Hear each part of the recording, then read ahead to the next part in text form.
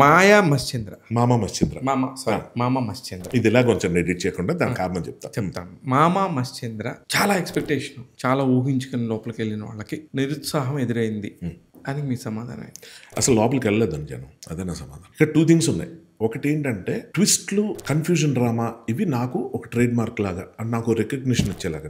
నేను దాని ఆద్యుడిని కాదు, నేను గురువుని కాదు. క్రేజీ మోహన్ గారి ఇన్ఫ్లుయెన్స్ విపరీతంగా ఉంటుంది, భాగ్యరాజ గారి శ్రీను వైట్ల గారి ఇన్ఫ్లుయెన్స్ విపరీతంగా ఉంటుంది. నేను వీళ్ళ నుంచి లాక్కుని ఏవో చేసుకుని గుండె జరగాలంత అయింది. ఎలాగైతే వర్కౌట్ అయిందో, మోస్ట్ కాంప్లికేటెడ్ స్క్రిప్ట్ మనం లాంటి దాన్ని ఎంత సింప్లిఫై చేసి స్కోర్ చేయగలిగానో.